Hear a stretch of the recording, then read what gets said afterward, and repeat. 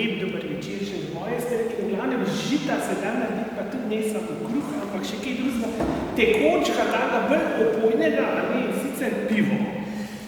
To so pogrunta že zelo zgodaj, ampak dosti se bomo ukvarjali samo s pivom v srednjem veku. V glavnem, zdaj, če ta prvo pogledamo, srednji vek, o čem bomo govorili? V glavnem, zgodnji srednji vek, to je nekako, če zamejimo zdaj približno, mi sila srečno ne radi govorimo v letnicah za te stvari, ker to ni neke ločnice, da bi lahko čisto točna, ampak pač za boljše razumevanje. V glavnem, zgodnji srednji vek, to je nekako od 5. do 10. stoletja, pol visoki srednji vek 11-13. stoletje, kot pridite, in pa pol 14-15. stoletje, pozni srednji vek. V glavnem se bomo gibali v tem času. Zdaj, v zgodne srednjeveški Evropi je bilo pivovarstvo predvsem družinski posel. V glavnem šlo je na začetku samo za domačo hišno proizvodno.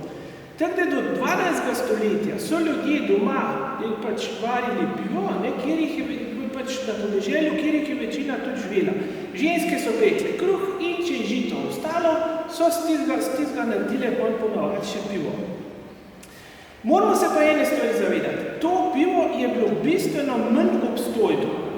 Tako da ga je bilo treba popiti zelo hiter po tistem, ki je bil narejen, ker se je drugače pokvaril. Zdaj seveda v uspešnejših gospodinstvih, če so pač tega piva naredili več, so ga pol tudi prodali recimo sosedu. Tako da se začne bolj že tisti, ki so bili boljši, so bili na ta način pa spet dobili nek dodatni vir zaslužka.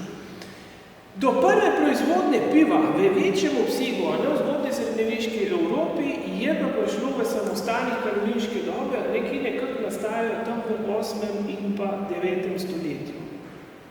Tukaj vidite, da samostanskega pivovarja, ki vari pivo, ampak ima že napredno obliko kotla, ima več kot očitno že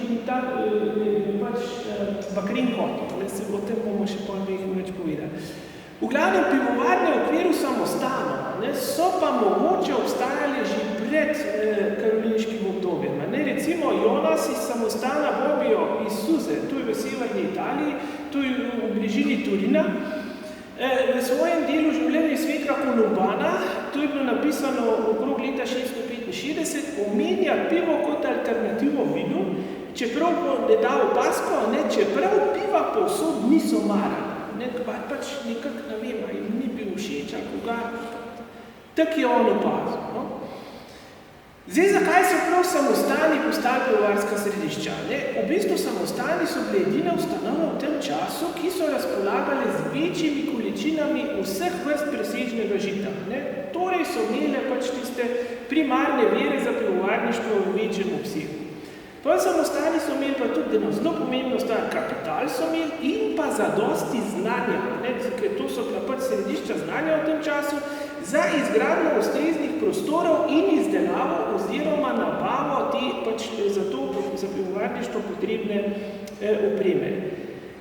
Zdaj prav pravila Svetega Benedikta, ki izhaja z gesla ora et labora, so predvidevala, da menihi živijo nekako v samozadostnih skupnostih, v okviru samostanov od lastnega dela.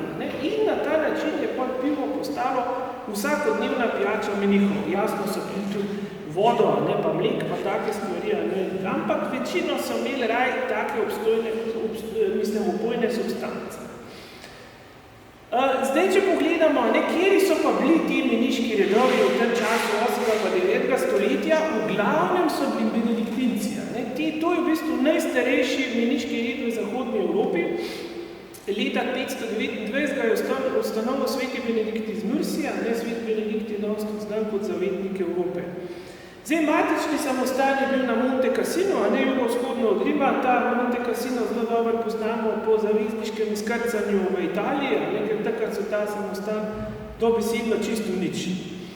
Zato so se pač v goru utaborili Nemci, ampak to je že druga zgodba. V glavnem, benediktinci so temeljili na enakovrednem prepletanju nekak molitve in pa dela. Ora et labora, kot smo že prej rekli, in nekako od 6. do 13. stoletja so zaznamovali versko, družabno in kulturno življenje zahodno-krščanskega sveta. Tako da te benediktinske opatije so bile v srednjem veku, ne poleg izrazitih verskih središč tudi nosilke znanosti, umetnosti in pa kulturne in gospodarske dejavnosti. Pa seveda ukvarjajo so se tudi z misionarstvom, ker vsi ta drugi redovi, recimo cisterciani, to so pač reformirana veja benediktincev, recimo izvirajo z 11. stoletja, kartuzijani pa maltežani recimo tudi 11. stoletje, pol avguštinci, dominikanci, frančiškani, ti so pa tudi kasnejši iz 13. stoletja. No, zanimiva je pa tudi eno tako opažanje o pivu, je dala pa tudi ta sekta Hildegarda. To je bila pa opatinja, ona je bila pa mistikinja, meniška voditeljica, imela številna videnja, pol pisateljica, je bila pesnica, ljubiteljska skladateljica in pa tudi zagovornica naravnega zdravilstva. Leta 1583 je bila pa znana za svetnico in je kot taka dosti zaščitnica zeliščnih in dišavnih vrtičkov. Bila je pa opatinja samostalna v Rupertsbergu iz 12. stoletja in je pozvala k uporabi piva, izdelanega iz ječmena in pšenice za zdravljenje šepavosti. Zdaj, še bolj za ta namen je bilo baje vino, če pa ni bilo vina, se pa uporabljalo lahko pivo. Če pa ni bilo ne vina, ne piva, takrat je bilo pa potrebno pripraviti mešanico iz zavrete vode s kruhom in jo precediti skozi krpo in pol to uporabiti. Zdaj ne vem, je treba s tem mazati od odzunja ali od znotraj, to ne vem, to ni tako natančno razloženo. Zdaj Hildegarda je tudi priporočala pivo kot boljšo pijačo od vode za zimski čas. Utemeljila je pa to tako, da je takrat vlažnost zemlje naredila vodo bolj nevarno za zdravje. Hkrati je bila pa zelo zaskrbljena, ker je videla verjetno svoje kolege, in to, da je pivo povzročilo, da so tkiva postala debelejša, pivci so imeli pa zardele obraze. To je tudi zelo pametno ugotovila. Skratka, stranske učinke. V njenem času je bilo pivo in seveda že tudi pred tem pomemben del prehrane, v nekaterih primerih je bilo očitno tudi koristno za zdravje. No, samostansko pivovarništvo nikakor ni ostalo omejeno na meje Karoliniškega cesarstva, ampak se je že v času zgodnjega srednjega veka razširil tudi na britansko otočje in pa v Skandinavijo. Recimo v 10. stoletju angleški opat Elfrik vpraša novinca, kaj bo pil, ko bo stopil v meniške vrste. In to bo je tako odgovor. Pivo, če ga bom imel, drugače bom. Tako da samostani so nedvomno imeli pomemben vpliv na razvoj pivovarništva, ker njihova relativno velika proizvodna in pa ta boljša oprema, kot smo rekli, imeli so tudi znanja, sta bila pač, to je bilo bolj vzgled pivovarjem v bližnjih naseljinah, tako da so vplivali tudi na okoliško prebivalstvo. Zdaj vse večje število samostanov in pa njihova širitev po Evropi, ko so se postopno pojavili še naprej nenaseljenih področjih, v 11. in 12. stoletju, je dalo splošno spodbudo pivovarništvu na evropskih tleh. Zanimivo je pa tudi nekaj, težni samostani so začeli s prodajo svojih presežkov piva. Najzgodnejši primer je z Bavarske, in sicer so 12. stoletje, natančneje v leto 1143, in je služil kot zgled tudi ostalim proizvajalcem, ker pač komercialna prodaja piva strani samostanov je v Nemčiji postala ustaljena praksa. No, tukaj je pa vidite na tej sliki enega meniha, ki vidite, da je šel kupma ključev, to pomeni, da Kevner je bil kar dober zaklenjen. Zdaj ne vem, ali je on imel dostop do tega, ali je pljunil te ključe, pa je šel večkrat probat, ker vidite, da je mogel spodnji nataka, zgori pa malo probava. V glavnem, ali so ga poslali papir vprašanje, kaj se je dogajalo. Tako da v samostanih se, tudi če bi škoda, ker danes Joškota ni, bi ga vprašali, ne reče dvakrat, da nima spodnji pod habitom ključ v krugu, tudi na cajt, ki ga ni, da ga mu ne miksajo po Kevnerju. V glavnem, pol naprej je pa zgodba taka, da od 11. pa 12. stoletja pa nastopijo spremembe, katerih vzrok je povezan z rastjo in razvojem mest. Kmečki migranti se začnejo preseljevati v mesta in so s seboj prinesli jasno tudi svojo tradicijo pivovarništva. Tam se niso kar tako odpovedali. Kljub vsemu pa pol od 12. stoletja naprej v mestih prihaja do specializacije in tudi seveda na področju pivovarništva. Ker meščani v svojih hišah si morate misliti, so bili omejeni s prostorom. Niso pa imeli več tukaj na podeželju, mesta so bila gosto poseljena, hiše so bile tesno druga ob drugih. Za proizvodno piva pol vsi niso imeli več prostora, spet drugom ta proizvodna ni šla najboljšo droga in s časom se je pol večina teh priseljencev transformirala samo v potrošnike piva. To je šlo pa na roko seveda določenih specializiranih obrtnikov, to so bili med drugim tudi pivovarji, ki so se pa preživljali pol samo še z proizvodno piva. Pa zanimivo je tudi, to bomo videli tudi na primeru loškega gospodstva, tudi lastniki zemljiških gospodstv so vsaj od 11. stoletja naprej v Evropi spodbujali razvoj pivovarništva na svojih posestvih, ker so v tem videli jasno potencialni vir zaslužka. Ti stvari so jasno obdavčene. Tukaj vidimo še enega obrtnika in sicer ta dela cenaste posode. Ti so se uporabljali tako rekoč pa vrče, to so se uporabljali za vino in pa tudi za pitje piva. Pivo se je pa seveda skladiščilo v glavnem v sodih. Tole je en tak lep primer, dokaj zgodn, in sicer iz prve polovice 15. stoletja, kak so recimo take sode delali. Zdaj, o temu pivu smo govorili, to je bilo rečemo temu predpivo. To je bilo zgodne predhmeljno pivo. In sicer je bilo povsem drugačno od tega piva, ga poznamo danes. Ker pivovari zgodnega srednjega veka so pred uporabo hmelja pivo aromatizirali z različnimi kombinacijami zelišč. Recimo za nas nepredstavljivo. Not so dajali rožmarin, majaron, meto, arman, lovor, žaj, bebrin in pa barjansko mirto. Barjanska mirta je bila ponavadi glavna sestavina tega zvarka, ki so ga pač nekako oblikovali in vrgli noter v pivo. V glavnem šlo je za dodatek, ki je imel specifičen okus pa vonj, hkrati imel pa tudi določene lastnosti konzervansa. Tako da vrste dodatkov so pa bile seveda odvisne od lokalnega okusa in pa od dostopnosti surovin. Recimo v Nemčiji so dodali pol še ingvar, kumno, janež, recimo lovor, majaron, pa meto pa žajbel, to smo že omenili. Na Norveškem recimo so prelivali vrel brinov ekstrakt po sladu oziroma so uporabljali vejce jevše ali pa brina za pripravo cedila za filtriranje drozge. Dodajo so pa včasih tudi arman.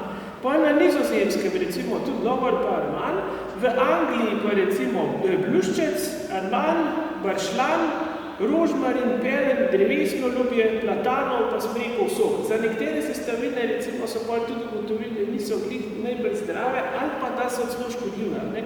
Tukaj bi jaz recimo baršlan se mi zdi že mečke čudno. No, povej pa prišli do nekega čudovitega odkritja, v glavnem do odkritja hmelja. Hmelj so poznali že tisočletja. Tako da to ni bila nova stvar. Za Grke je bila to enostavno divja rastlina, Rimljani so ga pa že gnojili v vrtovih in ga uporabljali za aromatiziranje. Seveda ne piva, ne drugih stvari.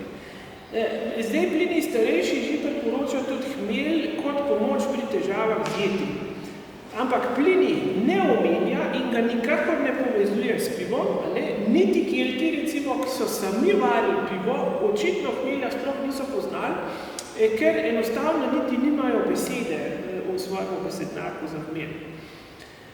Zdaj prva uporaba hmelja v zgodnjem srednjem veku je bila nekako v zdravstvene namene.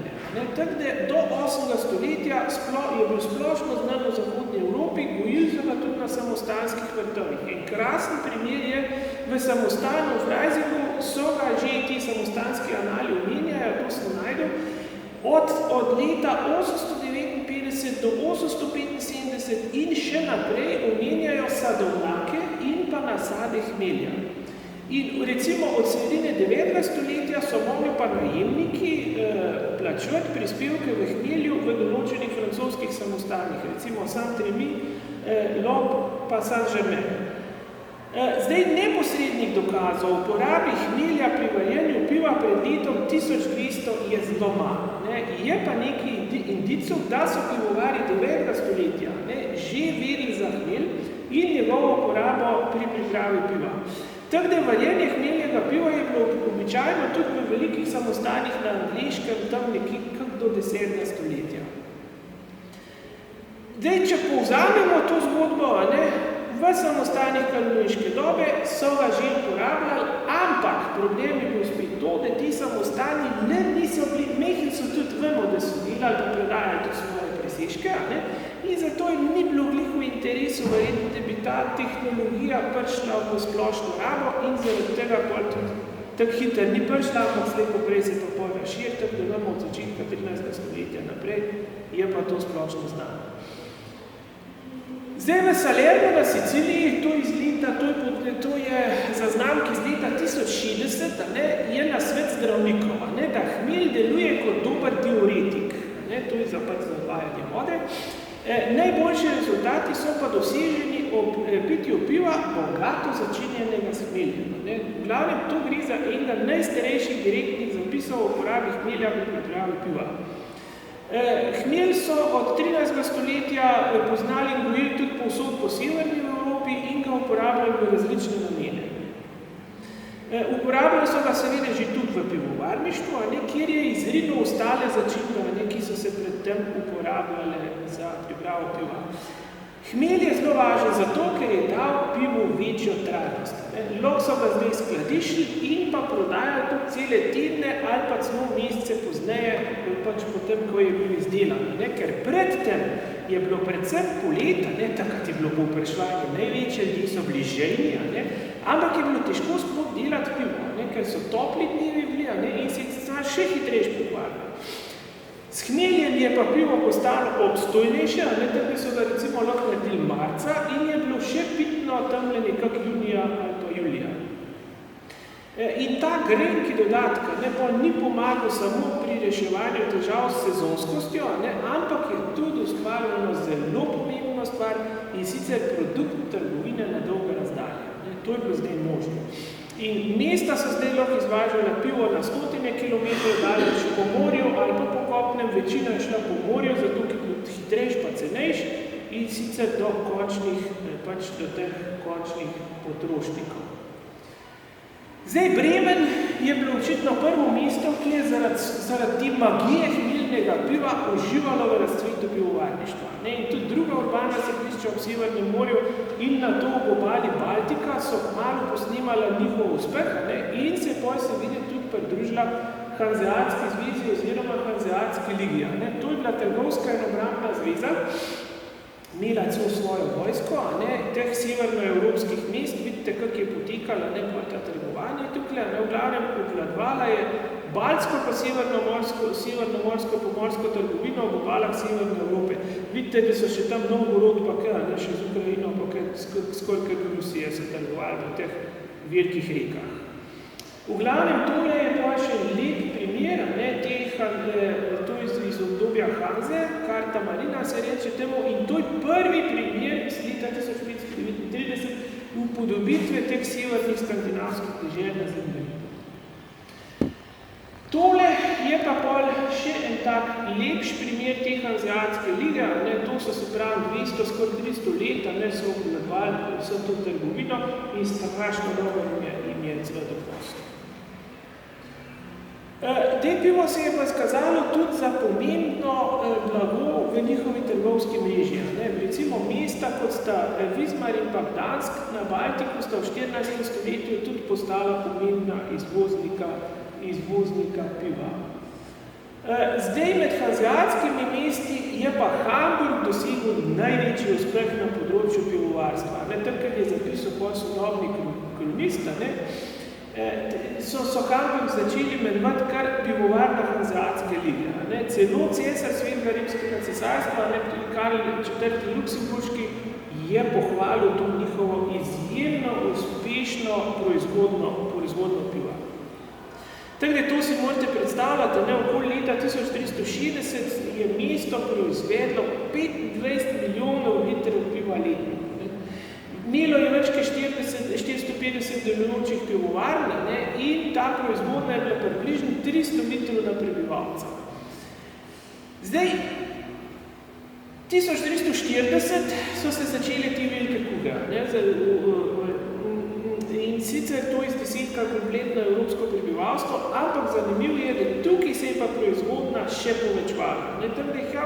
Ti hamburški pivovarji so v 15. stoletju proizvedli že 30 milijonov litrov na let in to glavnem večino za izvoz. To so očitno ljudje znalci njih opira, bi mogli biti več kot odlično in vse je šlo v izvoz. Vse so kupili, nič niso prečvali. Zdaj, kljub temu, da se ostala mesta niso mogla kosati z uspehom in obsegom te hamburške pivovarske industrije, so lahko vsaj posnemali ta dober model in z uporabo hmelja izdelali trajnejše pivo, ki je bilo primerno tako za lokalno porabo, kot tudi za izvoz. Tako da varjenje hmeljnega piva se je pa razširilo po severni Evropi do Poljske, pa daleč na vzhod do Rige, po Skandinaviji na severu, tudi na območje današnje Belgije, Nizozemske, Luksemburga in pa francoske Flandrije in pa celo Anglije na zahodu. V 14. in 15. stoletju je pivo v glavnem vse v tem mestom in regijam nadomestilo vino kot priljubljeno alkoholno pijačo. Tako da je meja piva oziroma pivovarništva, kjer so vinsko trto zamenjala ječmenova polja, se je premaknila daleč na jug in sicer v Porenje, do 16. stoletja je pa celo Bavarska postala dežela, ki pije pivo. Bavarska, Freising je tam. To pomeni, da pol ni jabolk, pa ponavadi ne pade daleč od drevesa in to smo pa pol zdaj mi naprej. Zdaj, če se preselimo še malo loko, v glavnem, mi nimamo sicer tak zgodnih podatkov, pa vemo, da tudi pred 10. stoletjem tukaj ni bilo kakšnih posebnih pivovarskih uspehov, v glavnem je pa tako, da v glavnem se ta najbolj zgodni cajt, 10. in 11. stoletja, vemo, Škofje Loke še ni, tukaj samo Stara Loka, začenjajo organizirati gospodstvo, ozemlje še močno zaraščeno z gozdom, zato je tudi redka poselitev, posledica tega je načrtna kolonizacija. Prevladuje v tem času še pridmorno gospodarstvo, ki je samo zadostno. Zato, ker so tudi ceste, pa ti stvari, ko pogledali, jih praktično ni oziroma so zelo slabe. Poleg pridmornega gospodarstva uveljavljajo pa že tudi hubni sistem. Tako da pač to zemljo razdelijo kmetom v obliki odmerjenih zemljiških enot, kmetija in jih pol kmetje naprej obdelujejo. Cestna mreža, kot smo rekli, slabo razvita, obredki poselitve in teh preprostih oblikah gospodarjenja je bila pa celo nepotrebna.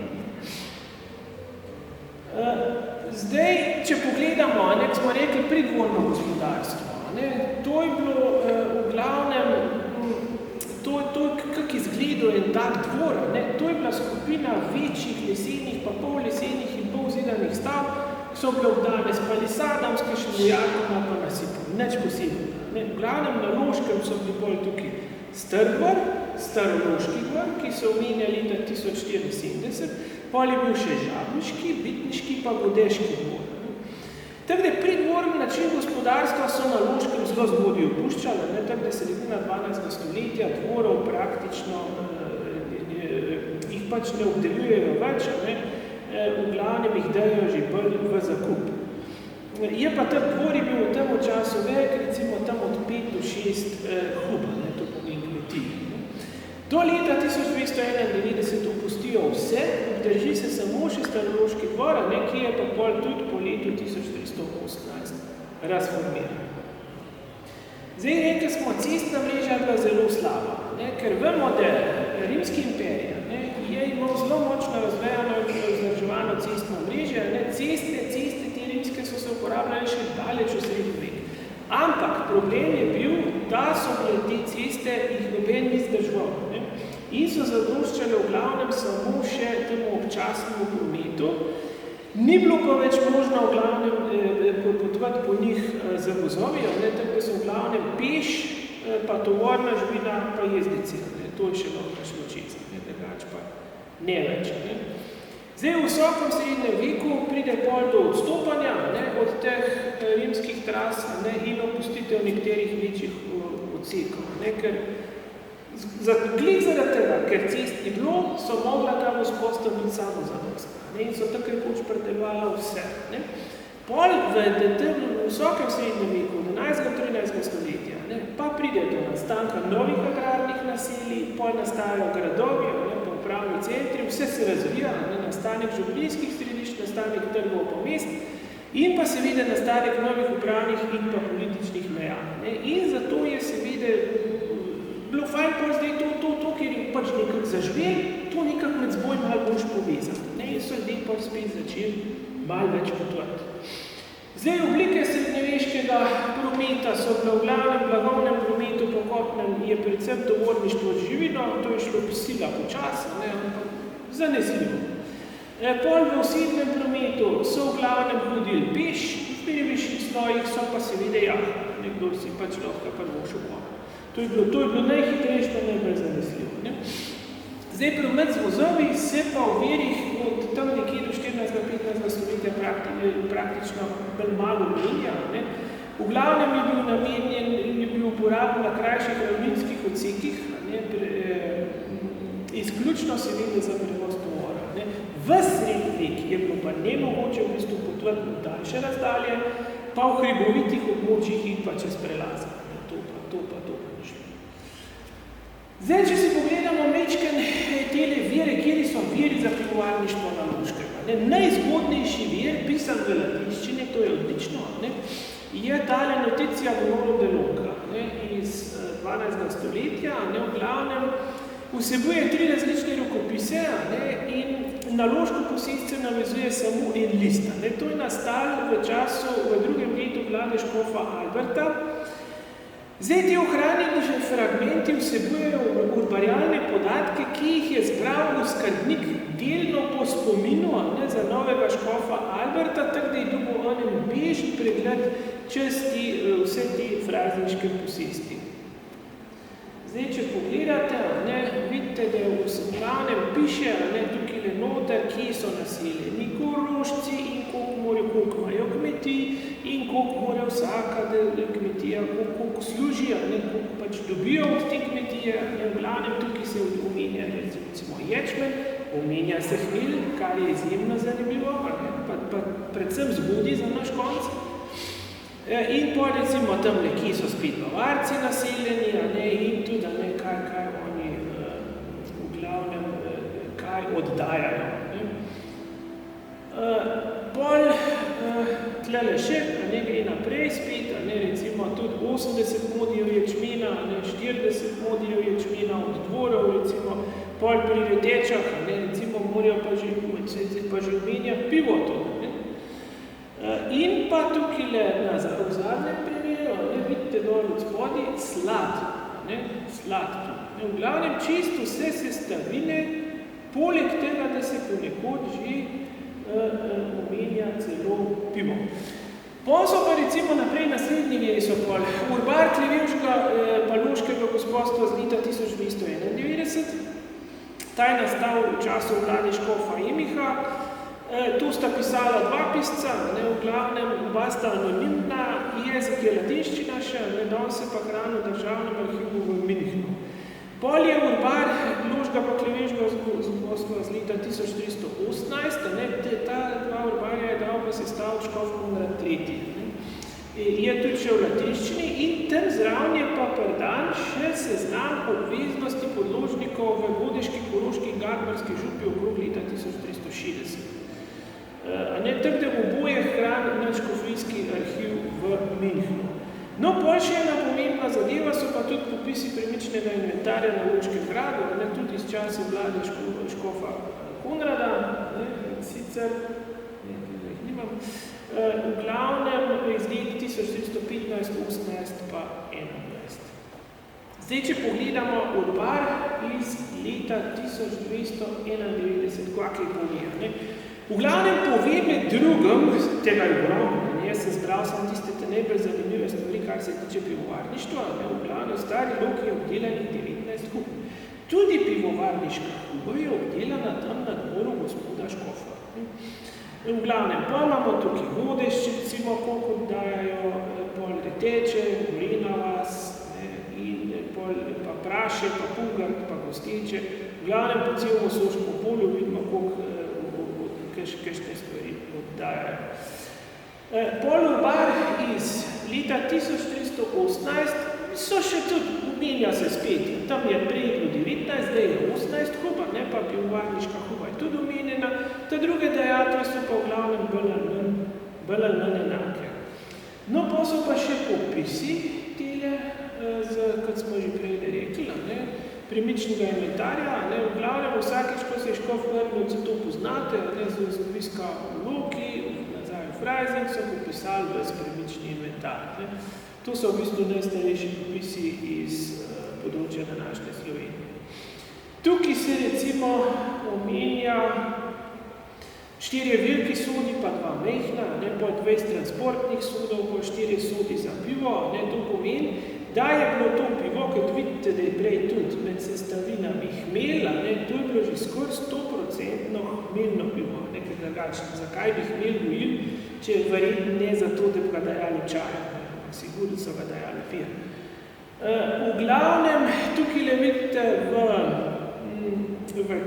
Kevdru, 8 braznih sodov, v zgornji kleti, v spodnji kleti je 6 braznih sodov, 48 transportnih, 4 sodi s pivom, transportni sod s pivom, poleg konjušnice, recimo 10 vrčev za pivo, pa 11 manjših sočkov v Janezovi sobi.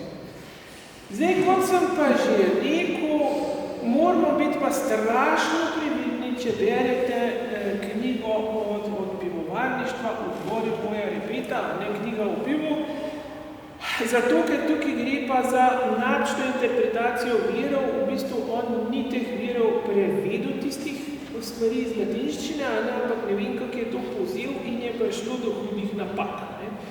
V glavnem, ko to on omenja, omenjena huba v Loškem gradu je v bistvu prva znana in krajevno določena pivovarna na Slovenskem. To ni Loški grad, tukaj gre za Staro Loko, in pa nekaj pol tukaj lepo je tudi ta Katja Sevšek prevzela to. Prva znana pivovarna na slovenskem ozemlju je bila pivovarniška huba v stolpu Loškega gradu. Tukaj totalno nesmisel, ne more biti pivovarniška kmetija v stolpu Loškega gradu. To že čisto po logiki ne gre skupaj. Ampak to si pač podajajo, ko enkrat knjiga izidejo, pa ljudi citirajo. In pol recimo še naprej piše, v tej pivovarniški hubi so gospodom Škofove veselje začeli variti pivo pred malo več kot 700 letja.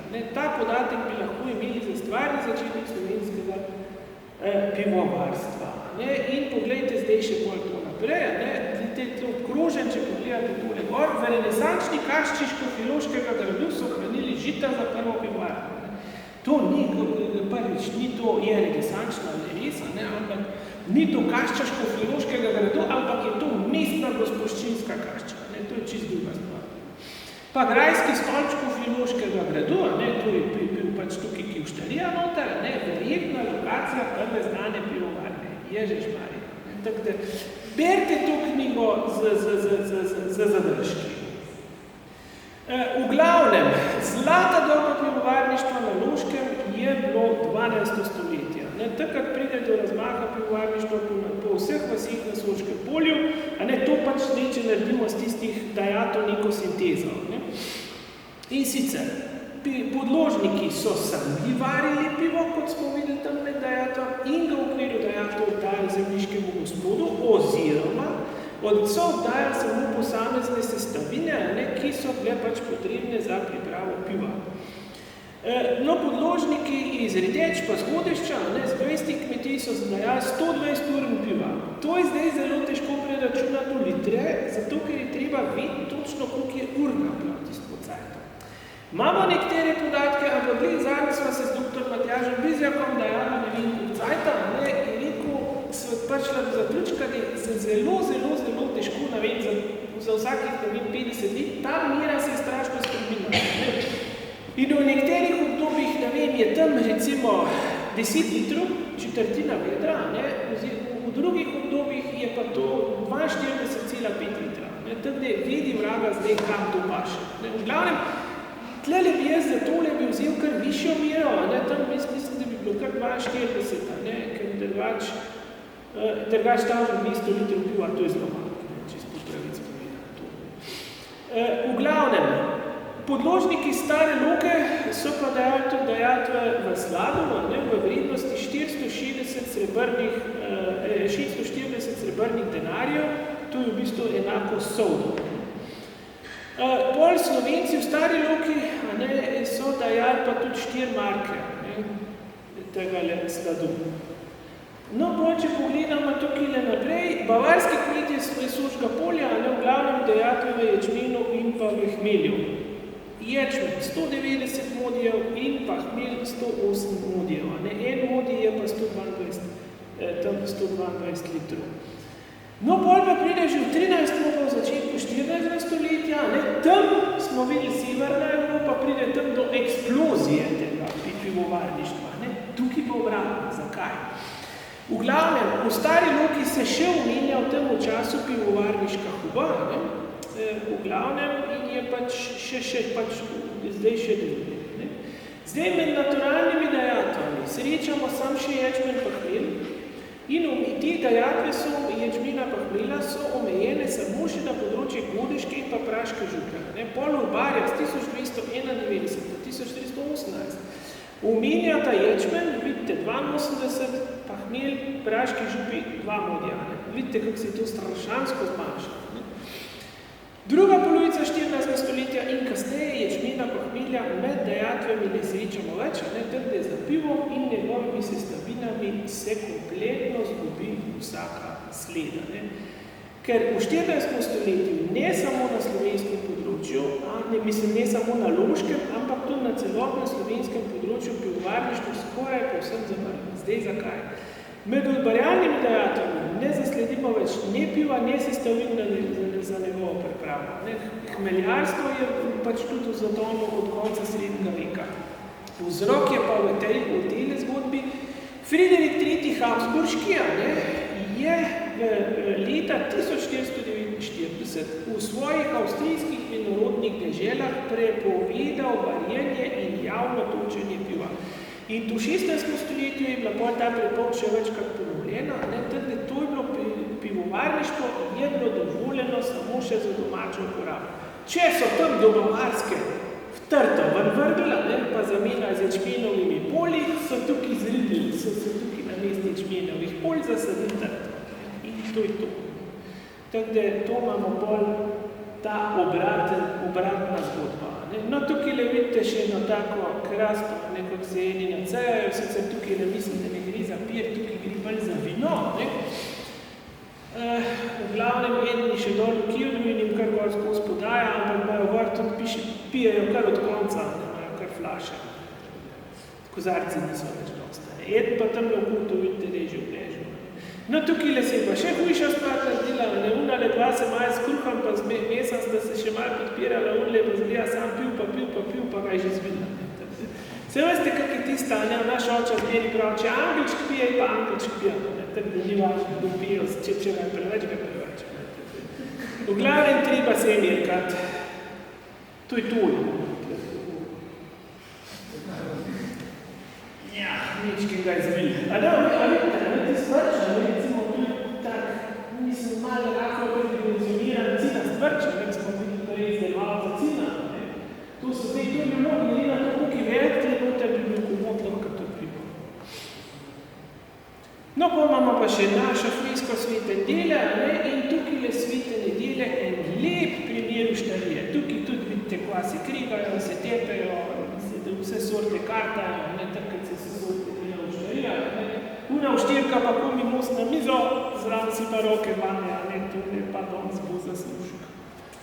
No, tukaj je pa še nekaj, to je pa še z naše zbirke. zbirke nekih teh preprostih pivskih vrčkov, to je tako tistele majolka, tistele je za vina, tile kozarci, mislim, Bibliji lahko pa tudi za pivo ali pa za vin, pa za karkola, pa tudi ni škoda, to je lahko tisto, ki se gosti napijajo, pa tudi tiste razbijam čaše, pa če gre vzile, ni tako do, ker če je kakšna ne vem kakšno nekako lepo dekorirana zlata čaša ali pa srebrna, potem kakšno vzidva že tista ista flika. V glavnem, da ne bom predolg, to bi bilo to, kar smo